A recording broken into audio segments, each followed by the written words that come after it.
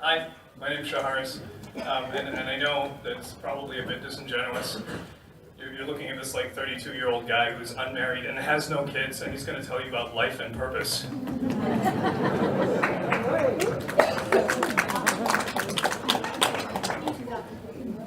This a couple of more heavy breathing moments.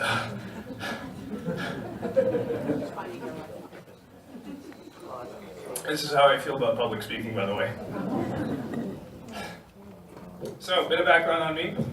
My name is Shaharris, I think I already said that. I went to school for international relations and economics.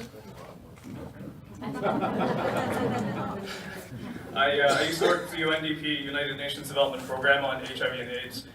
And I remember that I worked at a positive orphanage. So I remember I would go in every day and I'd look at these little kids and I'd be like, wow, I know you're not going to make it past age 8. Not because the drugs aren't available, but because the orphanage literally cannot afford to buy your antiretrovirals. That's why you're not going to make it past age 8. And I'd go home every day and I'd cry. And I wasn't strong enough. And that's okay. And I ran away and I did pretty much everything else. I was a TV host for a little while, did some entertainment stuff. I did voiceovers for cartoons. I know it's hard to believe, but, and this is true, I was actually the before and after guy in a Head & Shoulders commercial. Once upon a time, I had hair. I know you can't see it now, but damn was I good looking. So yeah, I did stuff like voiceovers, where I would spend 6 hours in a room talking to myself in really goofy voices. That got boring really quickly. I did financial analysis for leverage and managed buyouts for a private equity firm that bought and sold chocolate factories in Southeast Asia. That was pretty cool. We used to go through immigration with like 6 pounds of chocolate. And then the immigration officers would tax the chocolate. Okay, you're good. I was also a copywriter for an ad agency called DDB, and that's one of the big 6 ad agencies in the world. And that's actually a funny story of how I got that, because I was right out of school and I was super underqualified, but I interview really well. Also, I picked up my boss at a rock climbing gym. She wasn't my direct boss, I'm just saying. I did project management in a software company that built online insurance loan software. I did the whole VC venture capitalist incubator thing, and I ran 2 tech startups into the ground, flopped a co-working space, etc., etc., etc. Anyway, when I was 25, 999, by the way, is the date of this, September 9th, 2009, I decided to get into a really shitty motorcycle accident. And what happens after a near-death experience is that your perspective really changes. And I spent a lot of time in a hospital bed thinking about my life, about what I wanted to do, about what it would have meant if I'd actually died, about whether anyone would have cared, about whether I'd be remembered for anything that was meaningful, whether I was proud of the life that I'd led so far for 25 years. And sadly, I realized that I wasn't that proud. See, I thought back about all the times that I was really, really bored. I thought about all the times I felt lost, aimless. I thought about all the time that I'd wasted, about how much damn time I poured into video games. Once upon a time, this guy was the #1 US East hardcore ladder Diablo 2 Lord of Destruction player, ranked #1. Do any of you know what that means? Hell no. Why are you clapping for this? I never played it. I could have done something useful. Someone said something about a rodeo, but I'm Canadian. I don't know what that is. Calgary Stampede. I'm not from Calgary. I'm kidding, I know what a rodeo is. It's something to do with submarines. So yeah, I realized that I'd spent so much time like playing video games, watching television, and I was apathetic, I was nihilistic, I was depressed, I didn't care about anything, nothing really mattered.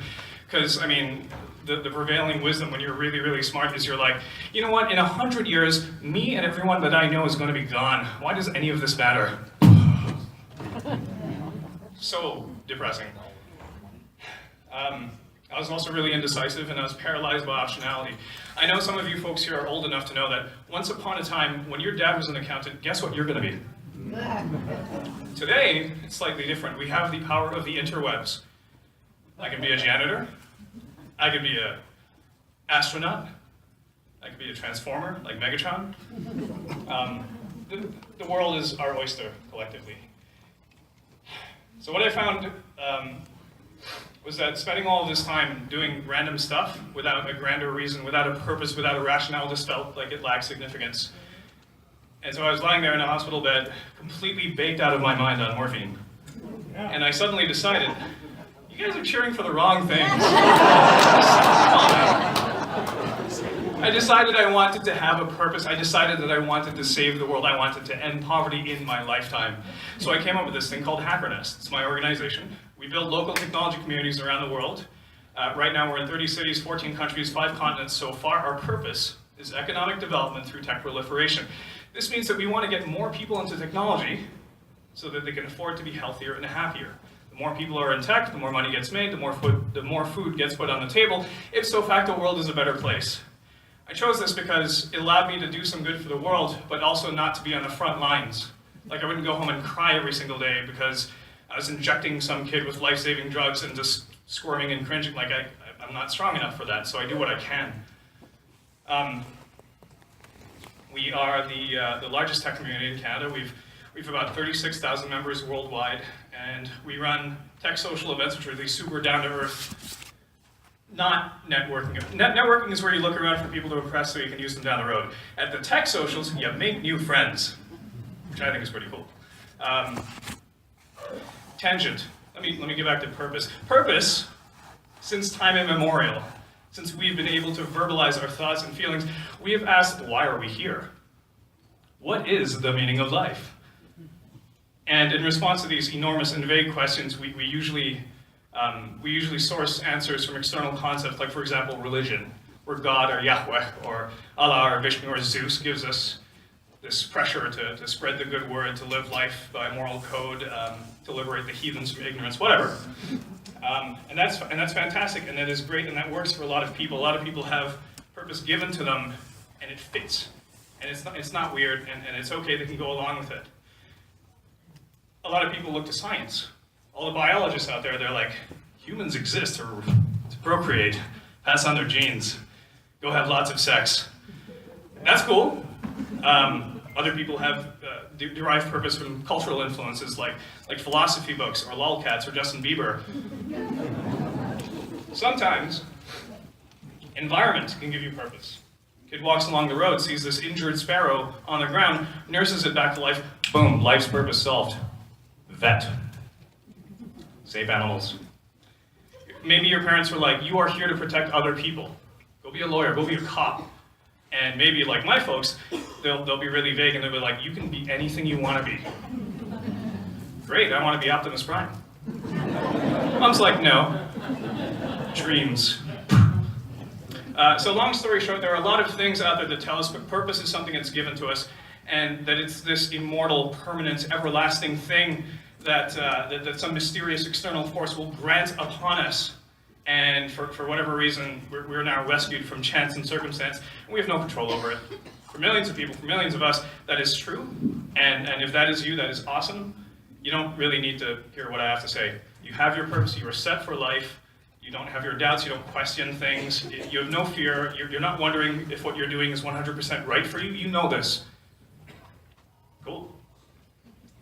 But what about the rest of us? Someone comes up and asks you, hey, what are you all about? What do you want to do with your life? If you are not one of these lucky chosen few that has their purpose just handed to them, you'll probably give some vague answer like, I want to make the world a better place. I want to make a difference. I want to have an impact. I want to help people. I want to be awesome. In reality, I think that we just say those vague statements because, and though they sound very pleasant and they should be meaningful, because we don't know what the hell we want. And we don't want to sound like jerks. So how do we get our hands on this magical purpose so that we can feel complete? How do we get that magical epiphany that will suddenly make everything in life just make sense and give us this path that we're supposed to take? There is an answer. probably won't like it. You'll think, nah, man, that's stupid. That's too simple, it's too easy. Can't be it, you're wrong. Maybe I am, but maybe not. You ready for this big truth? Yeah. Are you still ready for this big truth? Purpose is contrived. It's manufactured. Purpose is arbitrary. Purpose is made up. You have always had access to purpose. You can create and you can define and decide your own purpose. It is not this big, scary, one-shot deal, mystical, eternal thing that is the singular path for you forever and ever, and nothing else is right. And what's more, if you don't like your purpose, you can change it. Wow. For whatever reason, folks, society has made us think that the idea of picking what you want to do with your life has to be this huge, honking, scary thing that's so important that if you screw it up, you can never recover. You have the wrong purpose in life. Everything that you do and everything that you will ever do is completely wasted. Who made up that rule? Who said that was okay? We're made to think that if we decide one day that we're all about, gay rights, that the next day we can't just up and jump and decide tomorrow that we're going to be saving whales. That's silly. Why not? There's this myth that purpose has to be so unique and personal to you and special that nobody else can have it. Like, if you are unoriginal, you can't be a visionary leader because being the founder and CEO of stuff is apparently so damn important and special. Sorry folks, that's also total bullshit. If your purpose has to be so special and unique to you and no one else can have it, you'll find out really quickly that of the 7 billion other people out there, chances are your purpose has already been taken, so you gotta find something else. It's a little unfair. I'm gonna drink some water.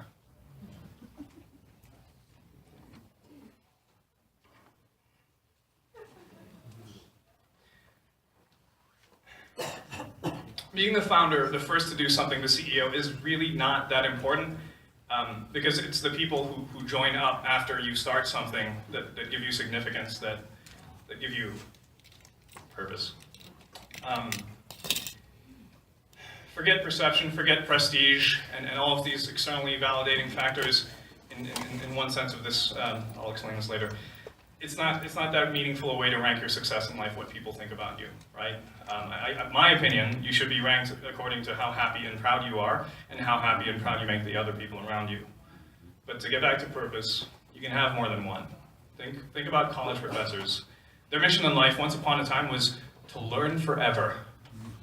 It's pretty cool.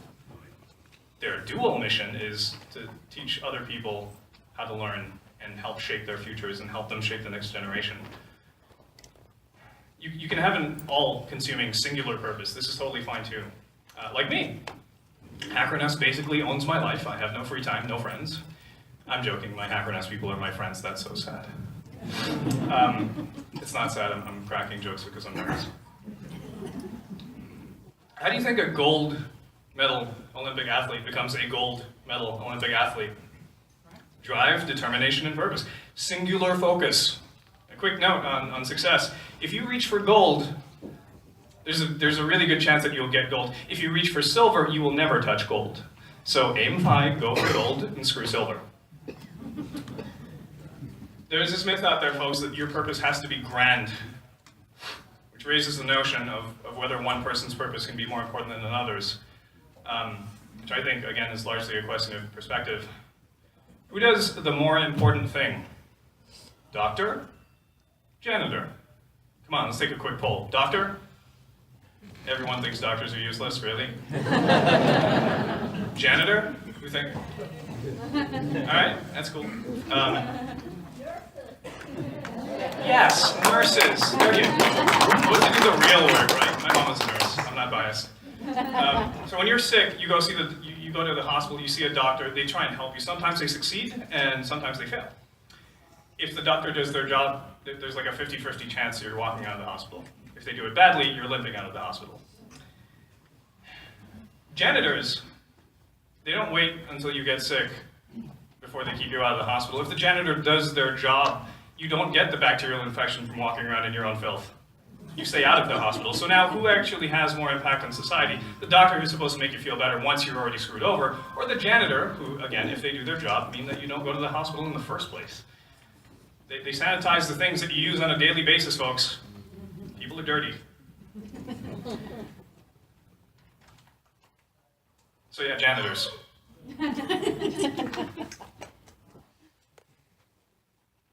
Passion, while very similar to purpose, is not actually purpose. Passion is a feeling, purpose is a decision. You don't get to pick what you're passionate about. Like, it's cool to be doing something that you're passionate about. This is fantastic. If it happens to align with your purpose, you lucked out. But be aware that passion can fade, and that's okay. If you're really passionate about death metal music, fantastic. Be all about that while you're passionate. It is a wild ride, I'm sure. Just don't be surprised if you're no longer passionate about death metal music when you're like 64. Passion is something that picks you. Purpose is something that you pick. How do you pick purpose? This is the part that you're not going to like, folks. It's really simple. 4 steps. Go find an hour to be alone, completely alone. Get yourself a notepad or a computer. Jot down answers to the question of, jot down answers, i.e. purpose statements, to the question of what do I want my legacy to be? Now here's the trick. There's some criteria, because this is an easy exercise to do, but if you have these 3 criteria, it'll actually make so much more sense. And first off, the answers has to be something that you actually give a shit about. You have to have some degree of emotional attachment so that there's a good chance that you can stick to it, right? It has to be something that can elicit pride from respect and external validation. You want whatever purpose, mission statement that you choose to be something that other people can look at and think, hey, that's a good thing.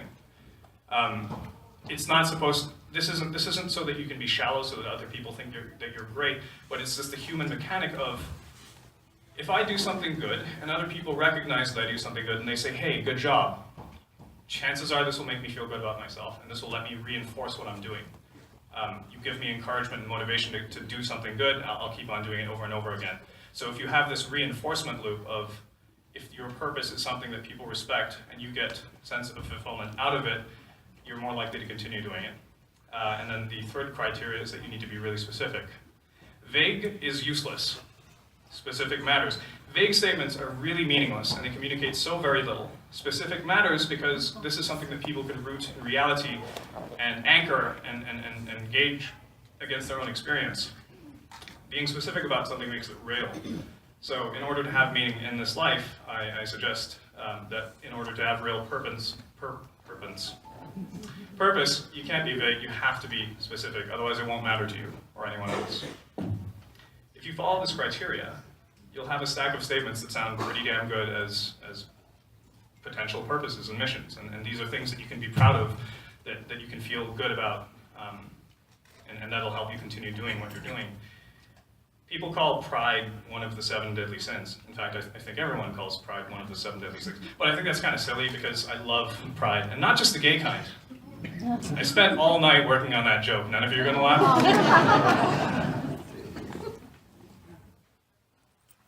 Pride, folks, more than looks, more than charm, more than smarts, pride is an amazing predictor of whether or not somebody is worth getting to know. You know how everyone says that they love somebody who has confidence, that confidence is sexy? I think they're partially right, but I think people also love the combination of pride and confidence. Not arrogant, condescending douchebaggery, not me. But if you're proud of the things that you say, if you're proud of the things that you do, chances are you're pretty confident, and chances are you're also a good person. So how do you become proud? How do you become confident? How do you beef up that self-esteem? Another simple answer, you probably won't like this. Less talk, more action. Stop reading blogs and books and all of that self-help crap. Holy crap, most of it is just giving you ways of tricking yourself into loving yourself, which honestly is just complicated mental gymnastics and whatnot. Like affirmations. Stand in front of a mirror every day and tell yourself, you are good enough. People like you. Enough lies, folks, enough bullshit. If you want to be confident, if you want to be proud, the answer is really simple. Go earn it. Go do things that you're proud of. Go help out at a homeless shelter. That'll make you feel really proud. Go pet a puppy. Go get good grades, right? Tutor a friend. Go be nice to some random stranger on the street. It is so easy to feel proud about the things that you do. And you know what? Before you do that, for those of you who are young enough to still have parents, pick up the damn phone, call them and tell them that you love them. right? And if you're in school, don't ask for money first. Tell them that you love them first, and then ask for money. Folks, your parents love you so much. 30 seconds out of your day once a week will make their millennium. Anyway, I'm a hypocrite. I need to do this myself. Folks, you're going to die someday, and you really don't know when. Look at the amount of time that you've spent sitting around playing games, watching TV, watching porn, smoking pot, getting trashed at parties, which seems like a really good idea at the time, versus the time that you spend doing something that you were proud of. No one ever lay on their deathbed and whined about how they wish they could have just watched one more episode of Gilmore Girls. Or had, just one more opportunity to be groped by some random drunk stranger at a club, or gotten just one more level at Tetris.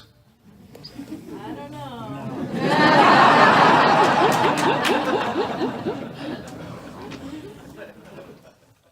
How do you become the person that you've always wanted to be? Anyone? Yeah. Keep trying. Do it. All these people are correct. Doesn't be. Imagine who you want to be in 10 years. If you are 95, imagine who you want to be in 5 years. Very specifically, list the kind of things that you would like to do then.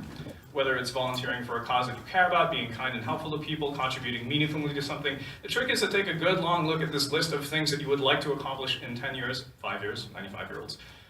Take a deep breath, then stop dicking around and go do those things today. Because that is how you become the person that you want to be. It's really easy.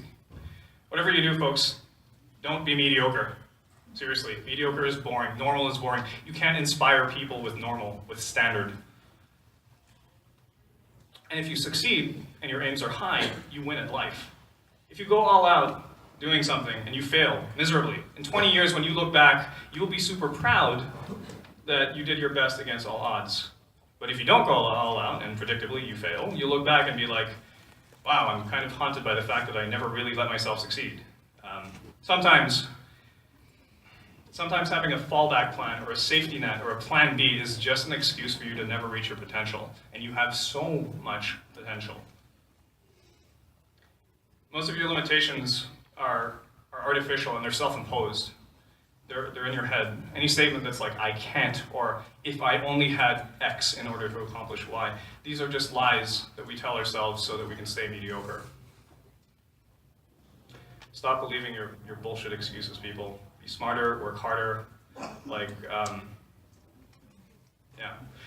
grades weren't really that amazing but I wanted really, really badly, once upon a time, not anymore, to work at a company called Accenture. It's a management consulting firm. And I knew for a fact that the 3,000 or so other applicants for this entry-level job, they probably had better grades and more qualifications, better extracurriculars than me. And I could have let that stop me, but I didn't. Instead, I FedExed my resume to the hiring manager. Not at home, at the office. If you FedEx someone at home and you want them to hire you and you're like, hey, hire me, it's kind of creepy. Got the interview, got the job. So yeah, if you're ever trying to apply for a job or whatever, spend the $10. Make sure your resume gets into their hand, signature on delivery, and that's pretty impressive. Don't fill the FedEx envelope with glitter. This will not have the effect that you hope it will have. Yeah. If you really want something, if you really have a purpose, fight for it. Never give up. Rejection sucks. Failure sucks. It hurts and it sucks. But you cannot grow without hurting. You cannot grow without suffering. You can't become great without struggling. You can't win without trying. Honestly, you only ever really lose when you give up, because prior to that, you're still going towards something. Every story worth telling about any hero worth remembering usually featured an inflection point with some impossible fight where they have to overcome these challenges and succeed. And sometimes the story is that they fought to the bitter end and they failed anyway. But the outcome doesn't matter, because win or lose, greatness comes from perseverance, not acquiescence. Thanks.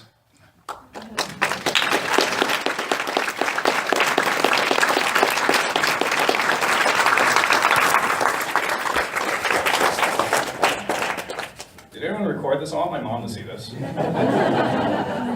So, anyone have questions of this random kid talking about purpose in life? Hi. Hi, I have a question. You're saying that you what you do to be proud of, it has to be something that you can tell other people to make you proud of. What if it's something that you can't tell other people or you don't want to tell other people? Like the Jewish concept of the mitzvah, where you don't talk about your mitzvah. So I thought long and hard about that one. And the question is, where do babies come from? So the question is, what about a purpose or something that you're interested in that you can't really tell other people? Like, for example, the Jewish concept of the mitzvah, where you do something good and you're not doing it for this external validation. I think it still holds true that whatever the action, whatever that mitzvah is, if it is along the lines of, if somebody does happen to find out about it, they're not going to be like, wow, you hurt a lot of people. Then I think that still holds true. So regardless of whether or not someone finds out about it, it doesn't change whether or not it should be something that, if someone does find out, it's a cool thing and they'll be enthusiastic about it. Does that make sense? Cool. There's this story from ancient Judaic lore. I might be butchering this, but there's the Lamed Vav Tzadikim. This means the 36 righteous ones. These are 36 people that, upon the apocalypse, when the earth is just a hair's throw away from complete annihilation, these 36 people will come out from lives of relative obscurity, save the world, and then go back into obscurity. And one of the rules is that if you ever tell someone that you are one of the Lamed Vav, one of the 36 righteous ones, you are not. Every superhero movie ever made, right? Any other questions? How do you balance purpose with financial security when they don't mesh? Frigging Menzens. I knew it wasn't going to be easy. Nothing worth fighting for is ever easy. Except Tetris levels. The first 10. I think it's really funny, guys. Look around you. There are people in this room that don't know what Tetris is. God, so the question is, how do you balance out the purpose for what you should be doing with the money things? Purpose doesn't necessarily have to be completely all-encompassing. You don't need to throw yourselves entirely into it. Like, for example, if you are starving because you cannot afford to feed yourself and you die, your purpose also dies with you. So you might have a purpose like, I want to make old people feel like they're not completely alone when their family doesn't come and visit them. I want to go volunteer at a nursing home or retirement home, and I want to spend time with them so that they know that they're still loved. You don't need to dedicate your whole life to doing that. You can do that once a week, and that still will make you proud and still make you pretty damn happy about what you've accomplished and what you've done. So, in terms of balance, I haven't even figured that out. Guys, I run a non-profit. It's a really not profitable non-profit. I'm damn good at burning money. It's fantastic. Not literally. I have these fat fingers and I can't light a lighter. Any other questions? I love that you mentioned your mother. Is she proud of you? She would say that she's proud of me, but she's an Asian mother, which means her expectations are slightly different. It's not like, oh, you got an A. It's, why didn't you get the A+? What's wrong with you? Why aren't you trying? God. Yeah, she's proud of me. What she knows about. I wish I knew known you wanted to take it. Hi.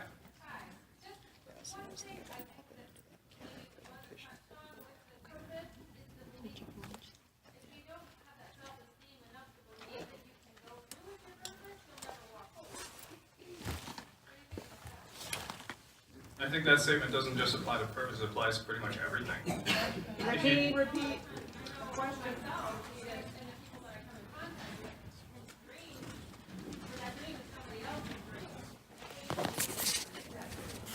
So the question is, what if you have this great purpose, this great vision for what you want to do, but you don't necessarily have the esteem or the confidence to be able to back it up, or to be able to barrel yourself towards that purpose?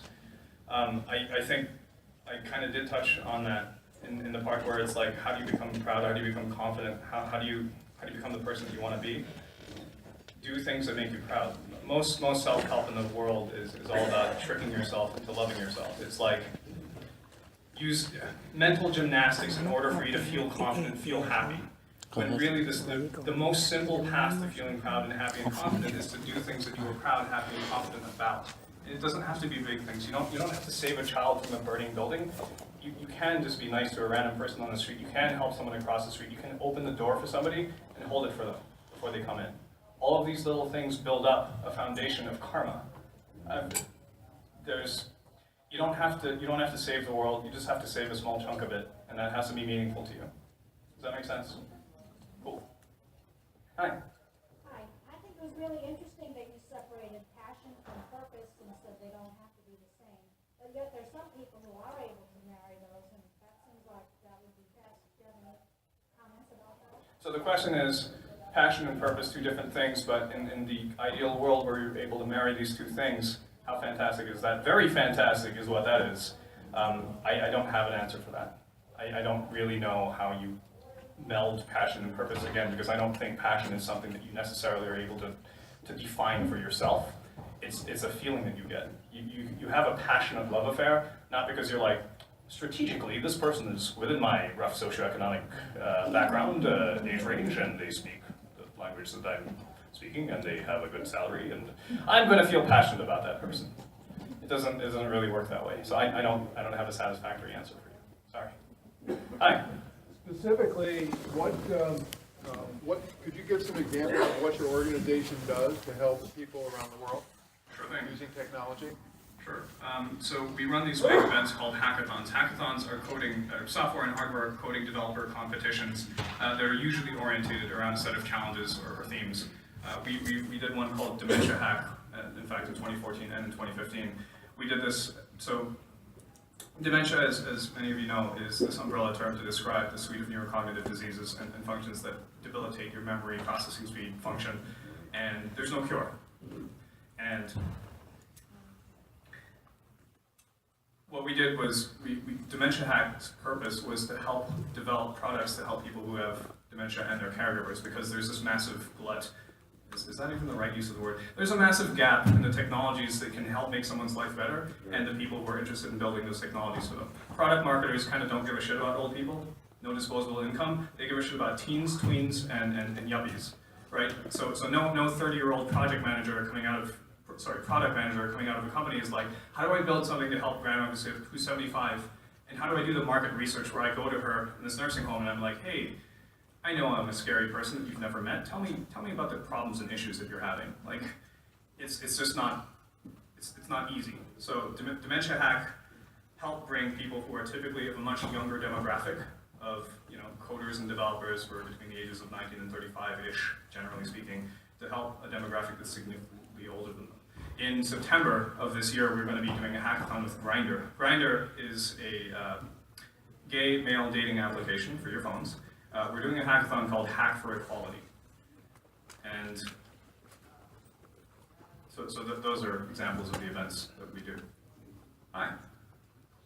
Do you think there's a spot for interface with medical research, because you're talking about dementia, and the coding, this technical work? Because I'm in the medical side, and I don't really see a good interface. So the question is, my organization is mostly technology orientated, and for an industry like the medical industry, when we're doing things like Dementia Hack, how do you marry these two things, technology plus industry side of things?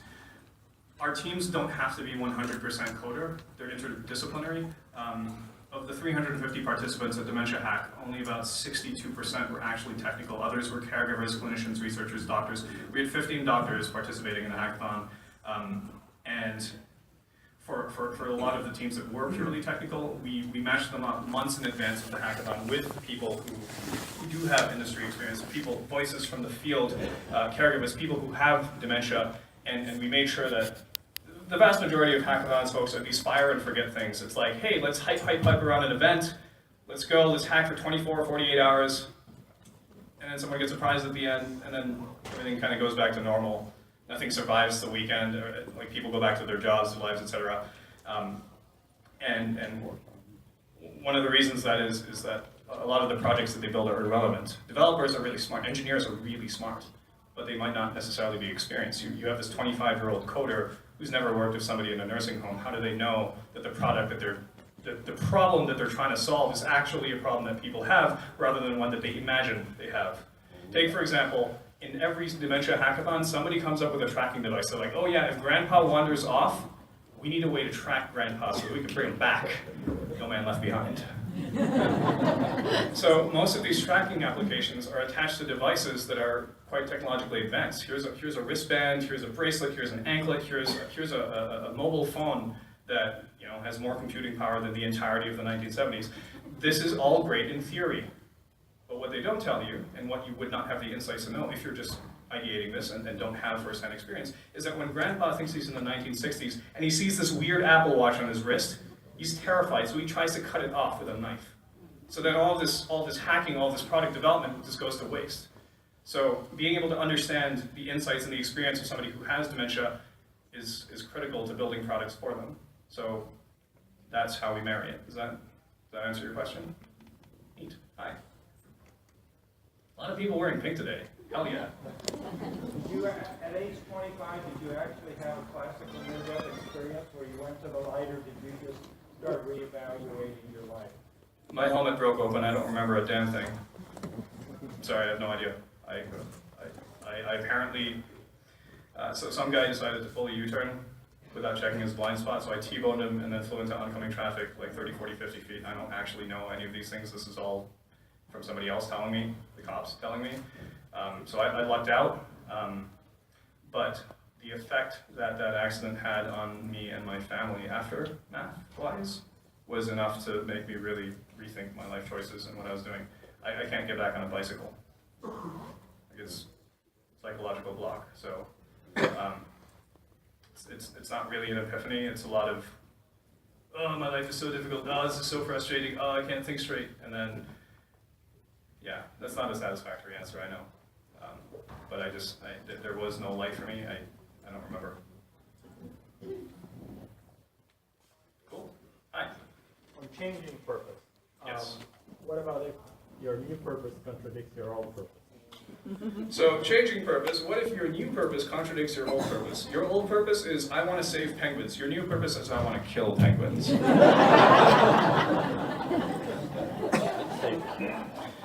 Let me add one more to that criteria of 3 things that you need to have. Don't hurt anyone or anything. Because, damn, Mensans!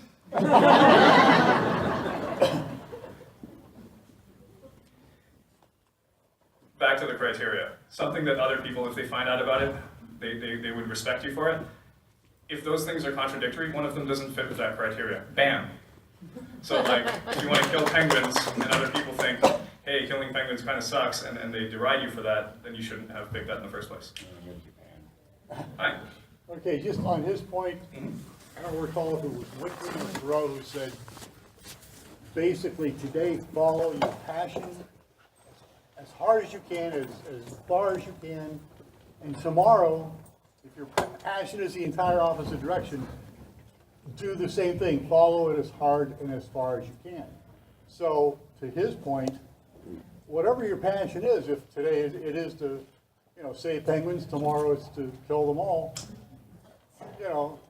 do it. I mean, the idea being that you have learned something today that changes your passion for tomorrow.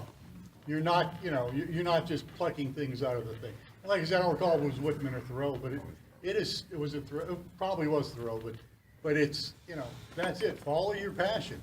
Today in this direction, tomorrow in that direction. And don't, ne'er the twain shall meet, more or less. So the gentleman's statement is that Whitman or Thoreau said something to the effect of follow your passion. If it happens to be, saving penguins one day, do that. If it's killing penguins the next day, do that too. Because you'll learn something in the process that will help shape your mentality and whatnot. I don't necessarily think Whitman or Thoreau is right in the killing of penguins. Just leave those cute little bastards alone, please. Just that. But there are passions that really should not be followed. There are Hitlers in the world. So I don't agree with that statement. Hi. You can be passionate about making money one day and investing and building, and then you can turn your passion to giving money the next day. That's opposite to each other, but it's still. those are opposite, and that's totally fine, because neither of those passions individually is something that people would be like, yeah, that's a horrible purpose to have, don't do that, it's going to hurt people, right? Like, those are not contradictory, just because they happen to be on opposite ends of the spectrum, giving versus making, it doesn't invalidate that statement. Hi, there was a question over there. Following a passion requires a lot of time. What are your tips for time management? Tips for time management? What if your passion requires a lot of time? What are your tips for time management? I work 14 hours a day and I don't sleep very much. That's as close as I've got for you. Not that organized. Hi. Hello. I kind of want to go back to this lady here with her question about the passion versus purpose and what do you do about kind of marrying those. Because I know you said it's all about family. And I don't know if this is kind of a grasp of concern. I work as a nurse, an inpatient nurse in a veterans hospital. I would definitely say that's my purpose. I'm not passionate about it, but it is my purpose. I do it well. I provide very good care. The things that I'm passionate about are patient education and helping people die well. I don't do those every day. My purpose every day is to be a good nurse. But inside that purpose, I have flecks of this passion where I really get to explain something to somebody and they get it. And it changes how they take care of themselves. Or I really get to help that person or that family deal with their last moments. I think that's a very different marrying of purpose and passion than people usually think of, because I think when they're saying, well, how do you do both, that they're thinking that all of your moments are wonderful because your purpose is your passion, and you're always doing your passion. There's a lot of suck moments in my purpose as a nurse. But I think it's worthwhile because it's a good purpose to have, and I'm useful in it, and I get these flares of this passion that I get to be a part of. So I guess that's kind of the answer to you. And is that, okay. Cool. Hi. I know we talked about avoiding self-help and things like that, but is there, I know you discussed me with your definition and things like that, but is there an author, for me, in this line, it's kind of what my book Mensa Full about, a lot easier to understand. Is there an author that maybe, or a philosopher or somebody that helped you? So the question is, I say obnoxious things like avoid all self-help. So these are blanket statements that I think everyone should be taking with a huge grain of salt, like at least this large. And the follow-up was, do I have a particular book or author or philosophy that I ascribe to? In terms of book or philosophy, first off, I can't read or write. I'm joking, I can read. I'm a proponent of something called radical honesty, where you never lie about anything ever. So, yes, officer, 35 over, I'm sorry, give me the ticket. I found that really helps to make my life a lot simpler, but also a lot comically harder. You know, do these pants make my ass look fat? No, it's your fat ass that makes you look fat. So, stuff like that. Right? In terms of philosophy books, I avoid looking at these things because back to the whole point about paralysis by optionality and the enormous breadth and wealth of information that's available online and available from all the people around us, it is so easy to spend so many hours reading up on blogs and life tips, the 5 steps that you need to become a successful entrepreneur and stuff like that. And a lot of it is just rehashing points that you probably heard when you were 15 years old, right? Like a lot of stuff is just common sense. And it's so easy to get caught up in this flood of information. Like you'll lose 6 hours of your life to Wikipedia one day. That happened to me on a regular basis. And at the end of the day, what did I really emerge from with that? I emerged with a lot of thought and a lot of content, but very little action, right? So it's like I can read this massive treatise on how to live my life, but if I don't actually go out and do any of those steps, then I'm not incorporating them. So I guess it's intellectualism versus practicality and application. Yeah. Hi. I love you. Thank you. I was at a seminar a couple of weeks ago, and a person that founded Versus Tips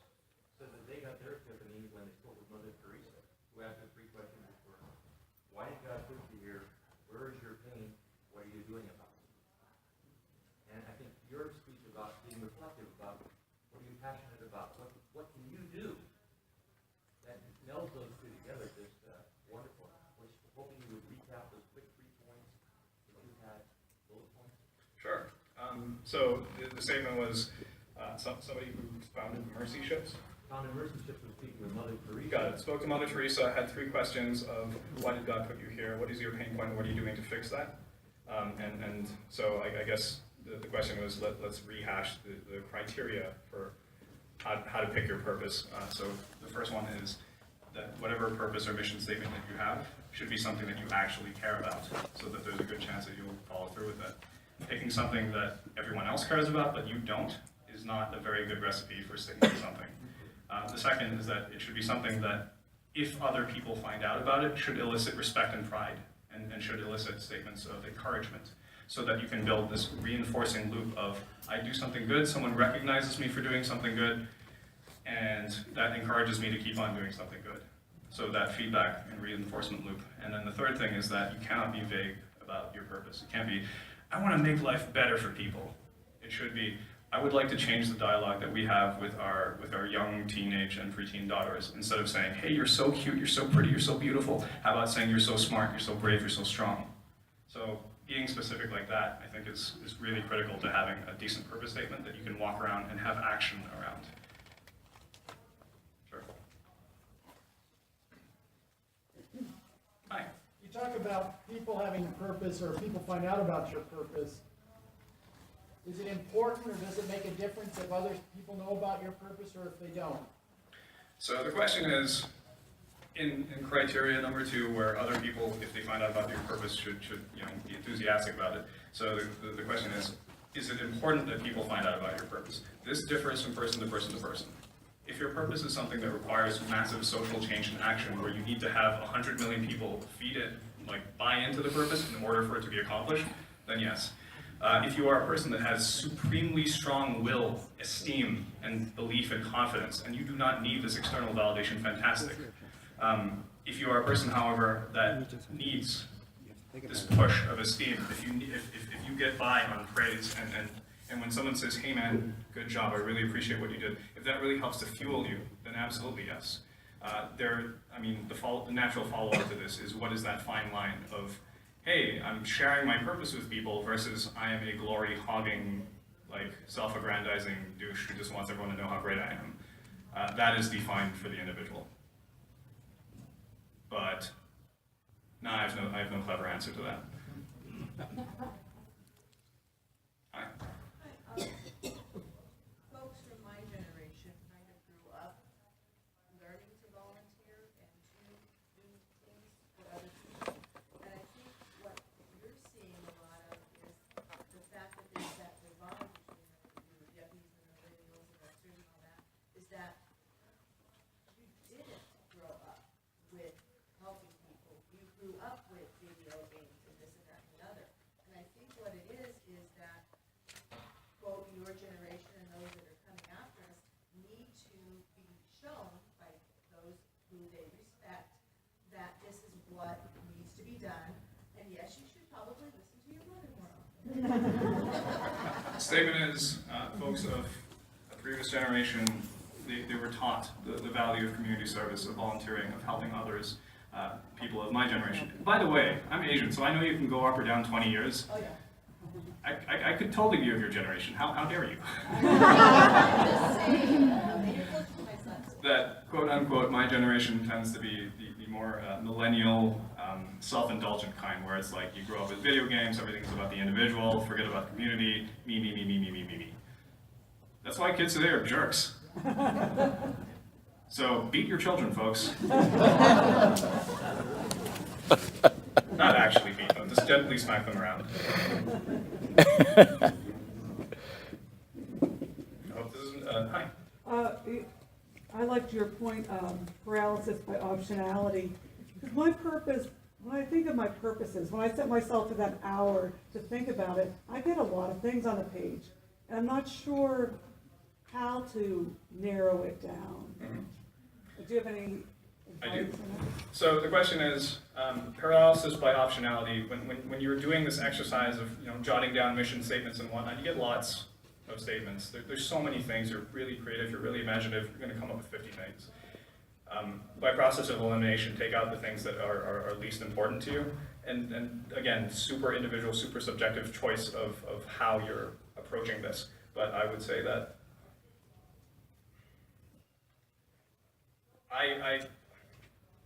I interview really well, so any job that I want to get, there is a very good chance that I can get it. This is why I've had such a wide and varied career. If I just sat and I was like, hey, I've got these 10 different options, but I don't do anything about them, I would never take the first step and never try something. What I did with my life was try something, figure out if I hate it or not, and then if I didn't like it, go do the next thing.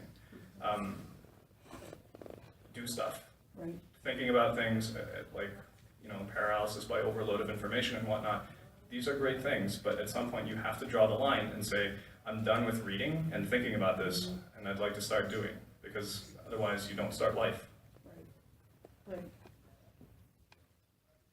Cool? Cool. Thanks, everyone. Thank you.